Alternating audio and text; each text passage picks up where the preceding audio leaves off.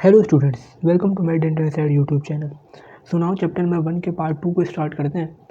इसके अंदर हमने इनेमल को कवर करना था। तो इनेमल के ऊपर स्टार्ट करते हैं। इनेमल ऐसा eccentric hard tissue because of its origin chemically distinct nature of the various non collagenous matrix protein express by ameloblast. अच्छा, इनेमल को जो सेल्स होते हैं उनको हम कहते हैं अमीलोब्लास्ट। इसके अंदर बहुत सारी चीज़ें तुम लोगों के लिए नहीं होंगी क्योंकि हम लोगों ने जो इंटर में चीज़ें पढ़ी थी वो तो एक चैप्टर के अंदर सिर्फ एक हेडिंग थी ओरल कैविटी की डाइजेस्टिव सिस्टम के अंदर। अब जब आप यूनिवर्सिटीज़ के अंदर आ रहे हो, BDS में एडमिशन हुआ है आपका, तो आपने इसको पूरा ऐसा फील्ड के तौर पे पढ़ना है। सही है, बहुत इतनी बड़ी बुक है आपकी पढ़ने के लिए।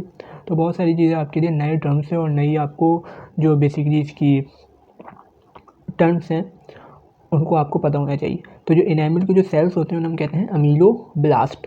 ठीक है, and its large mineral crystal enamel has evolve as an epithelially derived protective covering for the crown of the teeth. एक और चीज़, एक MCQ पॉइंट है, वो ये चीज़ याद रखना कि जितने भी हार्ट टिश्यूज़ हैं हमारे, जितने भी हार्ट टिश्यूज़ हैं बॉडी के अंदर, वो सारे के सारे मीजनकाइमल इन ओरिजिन होते हैं। मीजनकाइमल इन ओरिजिन का मतलब ये हो गया कि जो सारे के सारे टिश्यूज़ हैं वो हमारे पास जो मीजोडर्मल इन ओरिजिन है, यानी कि मीजोडर्म जब हमारे पास गेस्टुलेशन होती है, जो 3 जर्म्स लेयर बनती है जिसमें एक्टोडर्म होता है, एंडोडर्म होता है और मीजोडर्म होता है। जो जितने भी हार्ट टिश्यू वो सारे मीजोडर्मल इन ओरिजिन है, यानी कि मीजनकाइमल इन ओरिजिन है। जबकि जो इनेमल है वो क्या है, हमारे पास एपिथेलियल इन ओरिजिन है। तो ये हमारे पास ये एक MCQ पॉइंट लिखा हुआ है। पहला MCQ पॉइंट क्या था कि इनेमल के सेल्स कौन से होते हैं इनेमल को बनाने वाले, अमीलोब्लास्ट। दूसरा क्या है कि इनेमल को जो बेसिकली इनेमल किससे इवॉल्व हुआ है, तो ये हमारे पास एपिथेलियली ड्राइव प्रोटेक्टिव कवरिंग से ड्राइव हुआ है। उसके बाद ये बात कर रहे हैं the enamel is the most highly mineralised tissue in the body.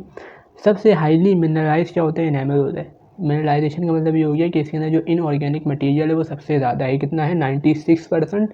ये याद होना चाहिए। इनेमल की आपको मिनरलाइजेशन इसके ऑर्गेनिक और इनऑर्गेनिक का याद होना चाहिए। अभी से बता रहा हूँ और इसको याद रखना, जब इनेमल का चैप्टर आएगा तब दोबारा भी इसको कवर करेंगे। 96% इनऑर्गेनिक होता है, 1% ऑर्गेनिक होता है और 3% वाटर होता है। ये चीज़ याद होनी चाहिए।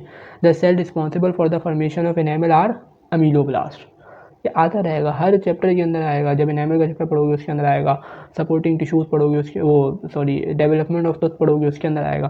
तो ये तो याद रखना कितने कौन से सेल्स हैं, अमीलोब्लास्ट हैं। और इनऑर्गेनिक मटेरियल कितने इनेमल का, 96% है। Cover the entire surface of the layer that is formed but are lost at the emerge in the oral cavity. अब ये मैंने बात की थी ना शुरू में कि ये सेलुलर होते हैं। तुम लोग कहोगे सर ए सेलुलर होते हैं लेकिन इनके सेल्स भी हैं, तो किस तरीके से, अभी मैं उसकी डिटेल में नहीं जा रहा, वो हम इनेमल के चैप्टर में पढ़ेंगे। ये सारी चीज़ें वही लिखी हुई उन्होंने, कैरीज की वजह से हो रहे हैं।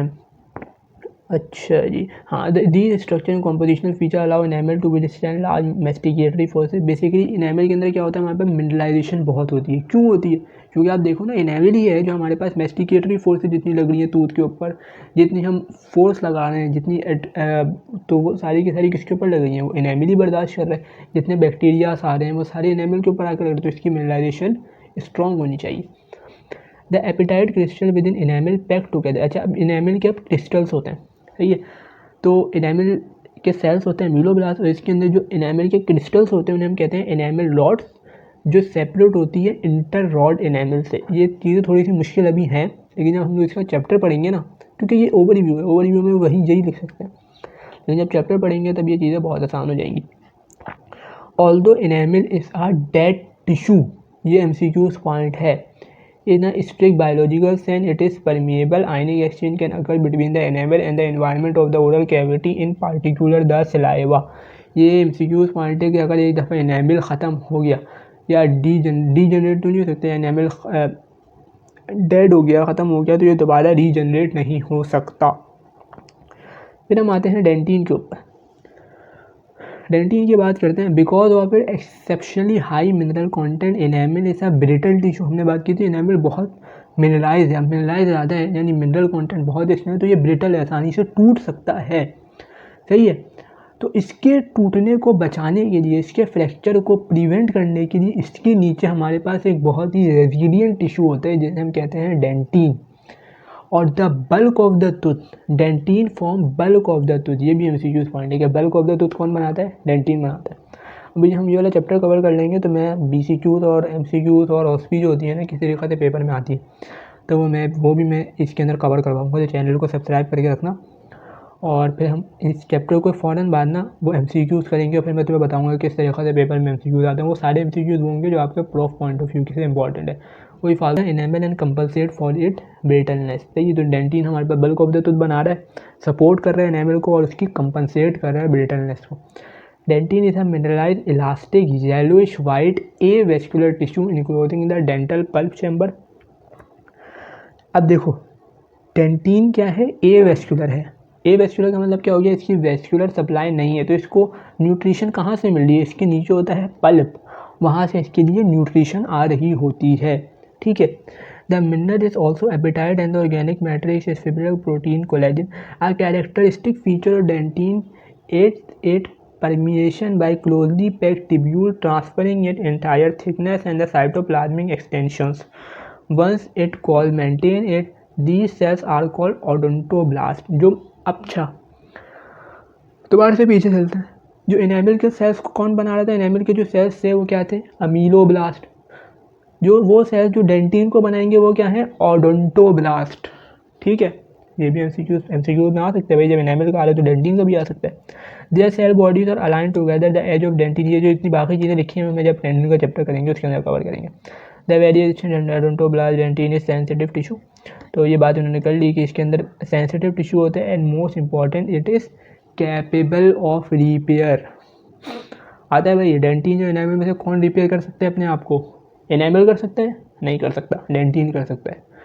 डेंटिन तो नाउ इस हिस्टोरिकल सेक्शन को देखते हैं, फिगर 1.4 के ऊपर आ रहा है। अब ये देखो, ये डेंटिन और पल्प दिखाया हुआ है इन्होंने कि ऊपर वाली साइड पे डेंटिन है, अभी हमने पल्प पढ़ा नहीं है तो पल्प यहाँ इसके नीचे होगा। अब ये देखो, ये हमारे पास जो है ना सेल्स, ये जो पल्प के सराउंड कर रहे हैं, अब ये आगे जाकर डेंटिन को बना रहे हैं, ये सेल्स हैं, ये है ओडोंटोब्लास्ट जिन्हें हम कह रहे थे। ये आता है predentin. Predentin basically क्या होता है, जो फर्स्ट डेंटिन जो डिपॉजिट होता है उसे हम कहते हैं प्री डेंटिन, जो अनमिनरलाइज होता है, फिर उसकी मिनरलाइजेशन होती है, वो बन जाए है डेंटिन, और नीचे हमारे पास पल्प है। अब पल्प के ऊपर आते हैं, पल्प में क्या बात कर रहे हैं, the central pulp chamber enclose by dentin is filled with a soft connective tissue called pulp. Dentin is hard tissue and pulp is soft tissue. मैंने बात की थी ना, दोनों कनेक्टिव टिश्यू हैं, डेंटिन भी कनेक्टिव टिश्यू है लेकिन और पल्प भी है। अब लेकिन डेंटिन हार्ड कनेक्टिव टिश्यू है और पल्प सॉफ्ट कनेक्टिव टिश्यू है। उसके बाद ये बात कर रहे हैं कि अगर हमारे पास जो टीथ होता है वो ड्राई हो जाता है तो उसका जो पल्प होता है, पल्प होता है वो लॉस्ट हो जाती है, और जो पल्प चैम्बर होता है वो एम्प्टी हो जाता है। उसके बाद ये बात कर रहे हैं कि डेंटिन और पल्प जो होते हैं वो हिस्टोलॉजिकली हमारे पास डिस्टिंक्ट होते हैं, लेकिन इनका जो एम्ब्रियोलॉजिकल जो फंक्शन है हमारे पास कंसीडर टुगेदर। एम्ब्रियोलॉजिकली जो हमें उनको एक ही तरीक़े से कंसीडर करते हैं। सही है, the unity is amplified by the classic function of pulp. अब ये पल्प के 4 फंक्शन हैं, पल्प के 4 फंक्शन आपके फिंगर टिप्स के ऊपर होना चाहिए। तो पहला फंक्शन इसका होता है फॉर्मेटिव, दूसरा होता है न्यूट्रिटिव, तीसरा होता है प्रोडक्टिव और चौथा होता है रेपडेटिव। पहला फंक्शन क्या है, फॉर्मेशन करना। ये क्या फॉर्मेशन कर रहा है, ये फॉर्मेशन कर रहा है डेंटिन की, डेट सराउंड है। तुम लोग बोलोगे सर ओडोंटोब्लास्ट बनाते हैं डेंटिन को, नहीं, पल्प भी बनाता है डेंटिन को। वो किस तरीके से बनाता है जब चैप्टर करेंगे तो उसके अंदर कवर करेंगे, अभी आपको उसको डिटेल के अंदर जाने की ज़रूरत नहीं है। दूसरा काम है न्यूट्रिशन देना। न्यूट्रिशन की तो हमने बात की थी कि क्या करता है, ए वेस्कुलर डेंटिन को नरिश करता है बाय देयर वेस्कुलर सप्लाई। तीसरा काम है प्रोटेक्शन देना। सही है, in that it carry nerves that given dentin it sensitivity. जिसकी नर्व्स होती हैं पल्प के अंदर वो हमारे पास डेंटिन की सेंसिटिविटी प्रोवाइड करती हैं। और आखिरी काम है रेपरेटिव, कि अगर कोई डेंटिन ख़त्म हो गया तो उसको रिपेयर करना भी किसका काम होता है, पल्प का काम होता है। ठीक है, तो आपको टूथ प्रॉपर के जो 3 हार्ड टिश्यूज़ थे उनका हमारे पास पता चल गया। सही है, तो अब आ जाते हैं in summary. The tooth proper consist of 2 hard tissue, the acellular enamel and the supporting dentin. और ये बाकी सारी चीज़ें हमारे पास नीचे पल्प की बताई हुई हैं। तो आई होप आपको ये समझ में आ गया होगा टूथ प्रॉपर का। नेक्स्ट पार्ट के अंदर हम supporting tissues of the tooth को कवर करेंगे और उसके बाद हमारा चैप्टर नंबर 1 कंप्लीट हो जाएगा। तो वीडियो अच्छी लगी तो चैनल को सब्सक्राइब करो, लाइक करो, अपने दोस्तों के साथ शेयर करो। अल्लाह हाफिज़।